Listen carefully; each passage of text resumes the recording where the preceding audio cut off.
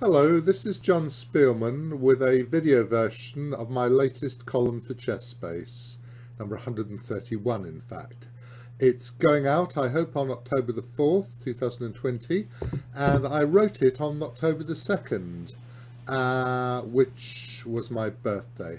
And I've been slightly self-indulgent maybe in what I've done in it, and I hope you forgive that. So October the 2nd, it's the anniversary of Gandhi's birth, so I'm pleased that I could share birthday with all sorts of awful people. Much rather Gandhi than almost anybody. And I was 64 yesterday. In fact, I'm doing the video today on the 3rd, which I think is David Norwood's birthday, by the way. Okay, so I'm 64, and that's a canonical number for chess players. I'm just going to go over, by the way, and check that I am recording, because if I'm not, then this is a complete pain. And I am. Good. So sorry about it films itself filming itself, so you get an infinite regression. Anyway, yep, I'm 64, and that is a canonical number for chess players, obviously. And there are 64 squares on a chessboard, also on an 8x8 drafts board, of course. And yeah, every square is sacred, sort of. I actually found a video of Monty Python doing every sperm is sacred yesterday, which I hadn't seen for a very, very long time. Anyway, so I was thinking about this, and I think there's a game I sometimes show people in which, and this comes at the end of this broadcast, in which I managed, well, didn't manage, I wasn't trying to, obviously. I was playing chess in the Olympiad in 2000. So it's 20 years ago, just under a month. It was November the 1st, 2000, against a Serbian guy. And I ended up putting my knights on both h1 and a8. I think even Isevic is Serbian. That was interesting. Not something I'd done before. And I thought, well, how unusual is it for knights to go to the corners? I know that a knight in the rim is dim. A knight in the corner, I can't think of a comparative adjective at this instant. Anyway, so I started looking. I made a database with first of knights and a1. I just used whatever version of Mega I have. And then after that, I cut it down by also adding the stipulation that the knight had to be an h1 as well. And I had to be an h1. I found about 30 games. A few of these were very, very, very silly indeed. Here's the knight a1, knight h1 database. The ones with, I don't think, the colours you probably can't see. I used one of the medals fairly randomly, something like model game or something, to designate ones in which, amazingly, excuse me, there were actually knights and a1 and h1 at the same time. I found a few really silly games. These are some children playing a game, so they play a so-called game. Well done, they've managed to get their knights on that way round, and then the kids started. It was oh, this maybe wasn't kids. There was certainly one in which there were kids. This is, I think, a world under 16 or something. And there was a game that actually went on for 54 moves, where the 54th move by black was knight b8. Obviously, it's going to be an even number of moves, since to get back to the starting position. And the only difference between this and the starting position is that they're now playing no castling chess, because they've moved their rooks at some stage, both their rooks. Okay, that's of no importance really. So what I did was I made a database and I cut it down, and I ended up with 8 instances of knights on a1 and h1 at the same time. And I also noted that actually this didn't seem to be a particularly good strategy, because yeah, knights in the rim are supposed to be dim, and well, they were. Most of the games where the knights ended up on the rims, both corners went badly for the owner of the horses, for the stable. This is a game, Pillsbury against Janowski, so it's a top-class game. In 1902, So they were both very strong players. So here you have the canonical picture, and White's just got his knight. He's going back to put his knight in f2 to cover the two white squares, g4 and h3. And actually what happened in this game is that it was okay for White until he moved his horse again to the rim. I think if he just sat there, he'd have been in a lot of danger, but might have survived. What he did was he went here, and this allowed rook e4, which was basically devastating. Suddenly, White's queen is in big danger. There's a horrid diagonal thing going on. He had to give up his queen, because there ain't no other way of avoiding immediate disaster. And I don't think he could have tried knight d5. It wouldn't have helped, I imagine.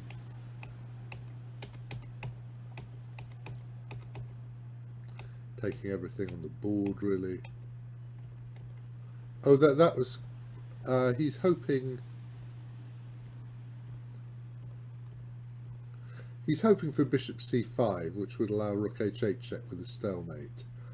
But, well, Janowski obviously noticed that. He was a very strong grandmaster, and that was the end of that game. And I've got another 7 of these. So, one nice thing I've noticed is that finally, in the version of ChessBase I'm using, which is 15, is it 15 or 14? I think it's 15, isn't it? Yeah, it's 15. That the F11 key is working, the next game key is, because it took a long time for this to work. So this is some under 16 girls game. I don't really care how they reached it. Obviously this has not gone very well for White. White's pieces are all over the place. It's some sort of Sicilian, and Black is much better. And Black is not a pawn up, but got space all over the board. The e4 pawn's a target.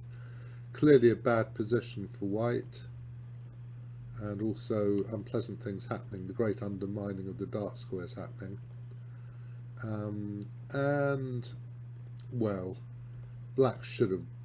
There wasn't any need to hit that rook. Couldn't White have claimed a draw around about here? Haven't we had quite a lot of repetitions anyway? They played some more moves. There were Sproglets. Children, I mean, no, not Sproglets. They're girls, are well, under 16 anyway. And basically, eventually, White won one pawn back, but Black was still much better, and Black offered a draw. Presumably, Black was the weaker player. So if she's 21-30 and has just offered a draw, presumably Sharovskaya was rated a bit more. So they're quite decent players. And I've got 6 more of these.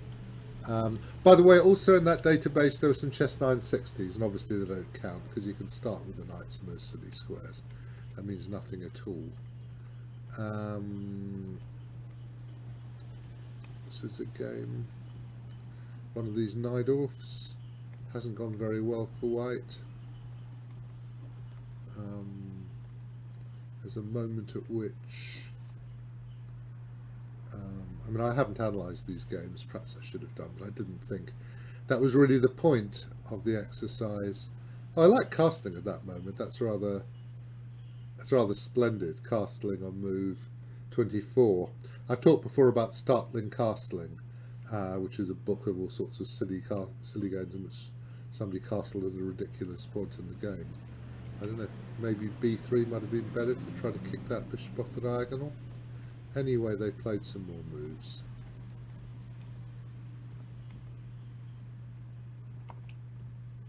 And it looks like there's some sort of big attack going on. I don't know, as I said, I haven't analysed this. Clearly Black has an attack, and whether it's sound or not is another matter. It certainly worked here, because this guy, I mean, they're 1800-1900 players, so they're going to play decent-ish chess.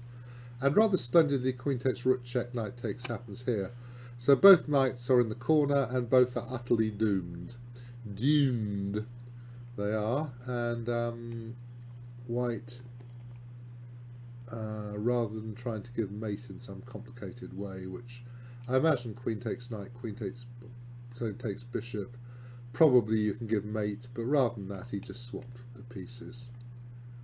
And by the way, if white didn't swap, then black would play bishop c1 next move, which would be just equally disastrous. And they played a few more moves, and then black took that pawn, and that was that. That's 3 of them. Eventually, we're going to get to my game, which is arguably more interesting. It's well, it is, isn't it? Well, there's at least one game between 2 quite strong players. There's a game with Schandorf, Lars Schandorf, who's a 25-something player. I think that's a reasonable, played many times or several times.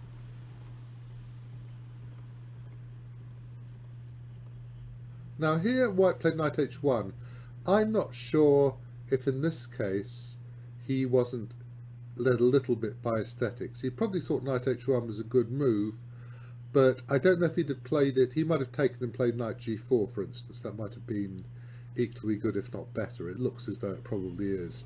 But I think perhaps he thought, I've got time, I'll play knight h1 first, and if that doesn't work out, then I'll put it in g4 later. Well, no, he wanted to go to h5, clearly.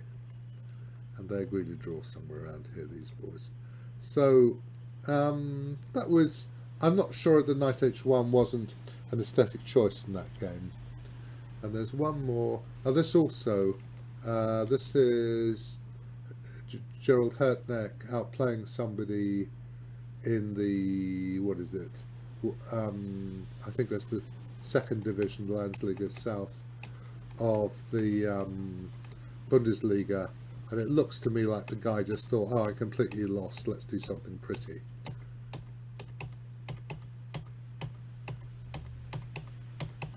Strong player, Hertneck.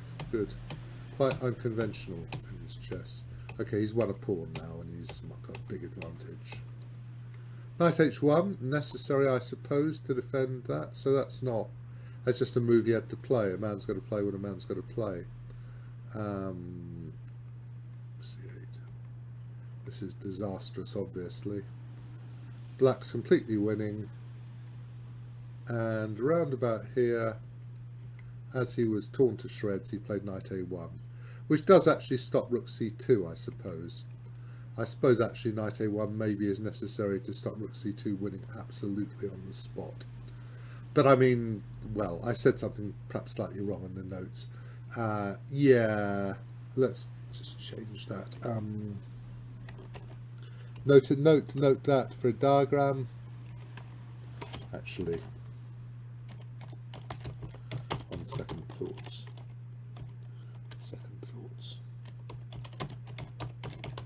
You did have to stop. Stop. C2. I mean, obviously it's completely hopeless anyway. And these knights on A1 and H1 are in a defensive function and not a happy little function. So, I mean, look, I think he could have resigned rather than played knight A1, but I guess he probably thought, why not? At least I'm going to lose a game, but it's going to be pretty.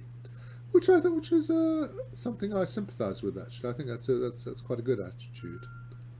Obviously, this is a total disaster. We've got another one. Oh, now is it not? Just happened.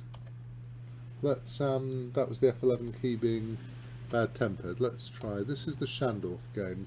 This is from Politiken Cup, which by then, 2011, was not in Copenhagen as it used to be, but in Helsingør, what the English call Elsinore, as in Hamlet, I think. So that is where Hamlet's set, isn't it? And this is it's a Zamish. And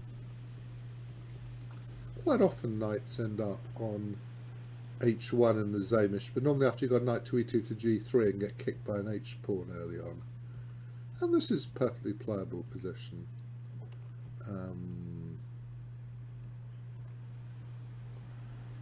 Perfectly reasonable move, knight a1, get rid of that blasted bishop.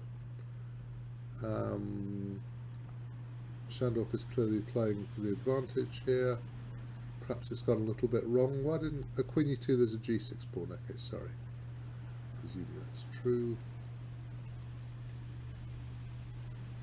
Round about here, it's gone wrong for white because white's pieces aren't coordinated enough. And actually, the engine points out that takes is pretty nice for black. Takes, king f7, and I think bishop b7 happens in a lot of positions, and it's not a very pretty thing when it does happen, because that diagonal, this diagonal, let's show the diagonal,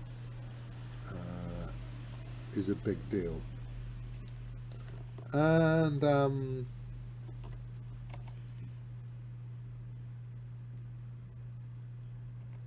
right. And here actually there was one of those move 40 things that happen sometimes. Rook e1 would have been very good, but after queen c1, black made a draw by perpetual check. So in this case, white got away with having his two horses on the rim. They were dim, but not very dim. And, well, yeah, he got away with it. So well done. I think actually in this position, could you play... Yeah, I mean, after king g1, you could actually play bishop h3 first if you wanted, I think. Knight takes queen g3 check, and it would make no difference. You'd still end up with a draw. Is that true? Probably is true. I think so. Okay, anyway, that's not important. So that was that one. And we've got some under 12 championship where they ended up with this position. Obviously, white's being destroyed because black's winning in a King's Indian-y type thing. Was it a King's Indian? It was, yeah, and that seems to be checkmate. So in this case, the knights in the room didn't do well, and then we got one more, which is the knight in a1 is not a happy bunny here. It really isn't. And at this stage, okay, white managed to fight, and in the end he made a draw. But again, as I said, I wasn't that interested. So that brings me now to my own game, which I'm going to go through. It was in the Istanbul Olympiad. I think Ivan Ivanisevic is Serbian rather than from anywhere else in the former Yugoslavia, I believe. But I ought to check that, I guess. Ivan. Sorry, not Uvan. My typing is appalling. Ivan and Ujas, sorry. Isevic. Oh, he's a Croatian. No, sorry, Goran Ivanisevic, excuse me. Ivan Ivanisevic chess. Sorry, of course, Goran Ivanisevic. Serbian, yeah, right. Sorry about that. Obviously, Goran Ivanisevic is somebody different, as we sort of knew. Right. Now, I'm going to turn this round. And I've never known that much theory, but I decided to castle on this one, and the guy hit me with e4. And this is nowadays pretty trendy. And one question is, at the moment, is how you feel about this ending. I added these notes last night or yesterday. There's this ending, which has been played in a number of games.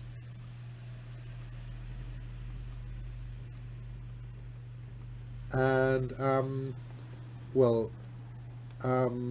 Nikita Vichugov just agreed to draw with Fabio Caruana in Vaikanze 2020, but MVL, Maxime Vachier-Lagrave, played Rook e1 and actually managed to win this, which is quite surprising. I mean, you'd think that he had decentish winning chances, but he managed it, yeah. He managed. The thing is that he's kept the rooks on, and this black's queenside is pretty, but the f-pawn is a very big deal in a position like this. And there's a diagonal, which is an issue for a moment. I mean, probably the guy thought he was going to draw very easily, but, well, it didn't work out that way. I don't know if b5 would have been better here to play bishop f2, and if I guess b5 might well have been better, and if takes, bishop f2. Or is there an f4? There'll be an f4 after b5, won't there? In the middle of that, which will... Sorry, I'm just looking. I mean, if b5, you play this move now. And that makes a big difference. And as long as you keep these two pawns here and here, you can play. Anyway, he eventually won it, actually, MVR, which is a bit of a surprise. I mean, you wouldn't expect him to win it, but you can feel... The thing is, when you're actually playing a game like this, it feels pretty uncomfortable. And it already is pretty uncomfortable. Because positions with rooks and opposite-coloured bishops, the rooks are the important thing. It's not the fact that the bishops are opposite-coloured. And actually, they mean you can attack more. And eventually he won this. By now it must be very good. And yeah, he won it. Okay, it doesn't matter that much, but that's the current theory. Anyway, I mean, none of that had happened, obviously. This is 20 years ago. This guy took, and I was making it up. I was always making up theory when I was... I mean, I'd never been very good at theory as compared to... Queen h3. So knight takes g3, loses material to queen f2. There's no knight f5 because the bishop covers f5. And knight d2. Bishop d2, sorry. I think bishop f1's been played by Kramnik against Mickey Adams. And this, probably it's okay for black, but Kramnik won again in Kapdaga. So in the Melody Amber stuff. In 1998. Okay, we played some more moves, and here I realised, well, it was clear that he wanted, if queen takes bishop, he swaps and takes, pawn takes knight, and he's cleaned his pawns up. And at some moment I realised I could play knight h1, and once I realised I could do it, it was completely irresistible to me. And actually the engines think it may be the best move. So that's the first corner we've covered, and castles, rook takes, queen checks here, queen takes, and the game continues. I mean, it's still just a battle. He might win a pawn even by taking a d5, but I'm going to be very active. Who knows? I'm going to show you this game in some details. It's quite a good game, actually. So at this stage, 5 plays 5, and I have managed to leave him with isolated pawns, and now I start attacking his centre. My pieces come out quite nicely, and I actually managed just to win a pawn, which was nice. But I'm still pinned, and the knight in d4 is very strong, and the pawn in d5 not great. If the pawn in d5 was somewhere like, well, if it was in c6 threatening c5, or if it was an f7 indeed, I'd have a very big advantage, I think. But on d5 it's not that great. And we played some more moves.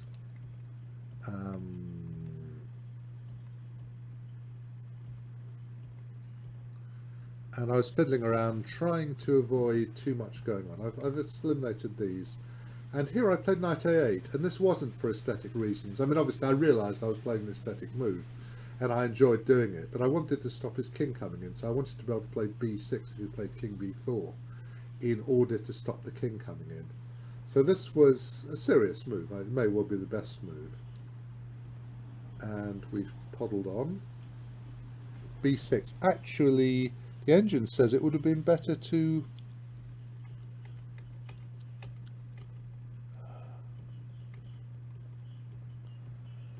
play like this. And it seems that it really doesn't matter at all that the horse is on a8. Well, I suppose what's happening is that if there were just 2 knights, 1 knight each, then the knight being trapped on a8 would be a terrible thing. But here, his knight is trapped on d4 to protect the knight on b5. So actually, it's all right. I mean, if I turn on an engine, which I'm going to do now, it's going to say clear advantage to black, I believe. Certainly some advantage to black. Okay. Let's kill that. He went there, which was a mistake, was it? Knight c6 was better, and there was some sort of tactics.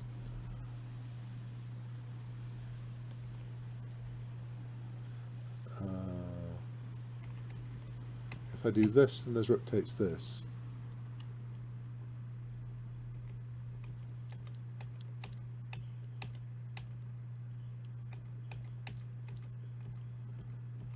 Presumably this ends up as a draw. Must do.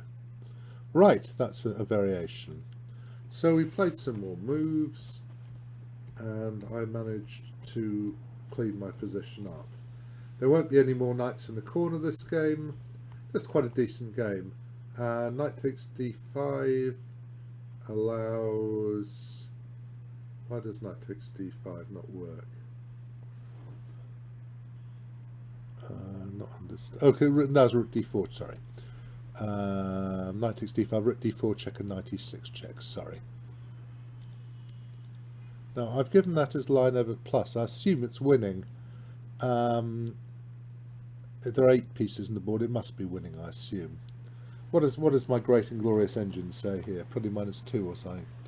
As long as the score, I think I'd be able to get bishop and knight against king probably, and I could manage that. Then and now, and we played some more moves. So I think I may have shown this game before at least once. So I hope you don't mind, and we reach this position. So what I said originally was, well, this is very good, but I'm not completely sure it's winning. And later I checked with an engine, and it is completely winning, in fact.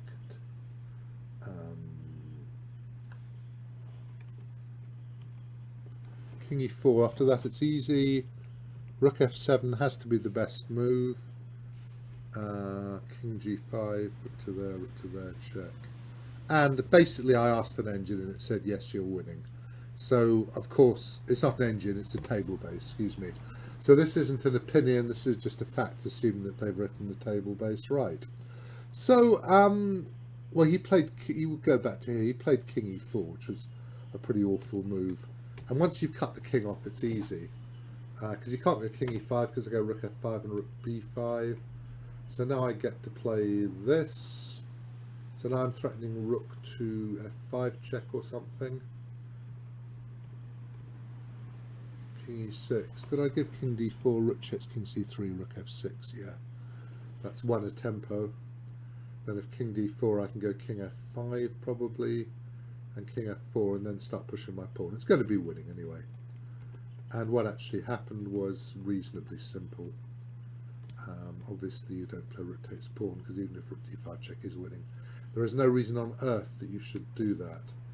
You keep your g pawn. Now all I had to do was to do this. I was looking yesterday actually and wondering if you could play rook c6 with the king and b7 already, would there ever be a problem in the rook ending? And actually I discovered not. I looked at various scenarios. So I put the king on a6 and the same pawn structure and played a rook on c6 and put the black king on different squares. And basically it was always seemed to be possible to play rook takes rook actually, because for instance, I'm going to make a new diagram actually just before I finish. Sorry, I don't need this. Control N. Let's empty board. Yeah, we'll put this position. So I was looking at this, just thinking about it, musing about it. This position. I was thinking, is there going to be a problem because we'll have this one. It doesn't really matter.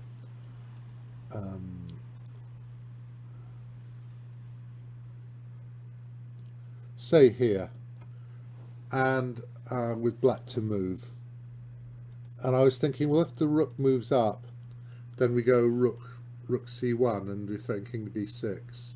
But later I found out that after takes here,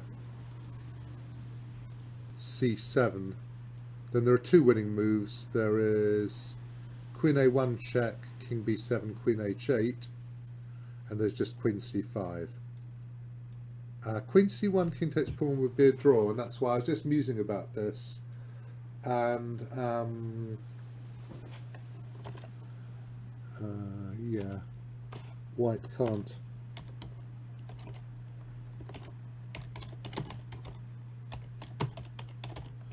King plus c pawn.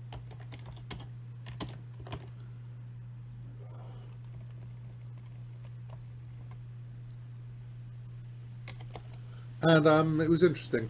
For instance, if the queen, there were different squares where different things happened. When the queen was on f1, well, it would be check actually, wouldn't it, to start with? But there were some positions in which queen h3 won, some in which queen h8 won, and I couldn't find any position in which, with the pawns in b6 and c7, black didn't have a winning move with the queen, but there were different ones. So, for instance, if the black queen started on b1 with those pawns on b6 and c7, then the winning move would be queen f5. And I think that might be the only winning move. And if it started on some other squares, anyway, it was interesting, and I was fiddling around a bit and finding out about this, because I thought maybe black could get to play king takes b6 and then later king b7, but it never is possible. Oh, queen a1 check also would work, of course, because of king takes pawn queen a8, or of king b7 queen h8. Okay, so I hope you've enjoyed this. I'm just going to getty at the moment. It's a bit unnecessary, isn't it? What I can't get. So I hope you've enjoyed this, and I will be back in a fortnight. I keep on putting this thick some joke about Lawrence Fox, I believe. Sorry, we keep on going to that page. Right, I'm going to finish then. I hope you've enjoyed this, and I'll see you in a fortnight.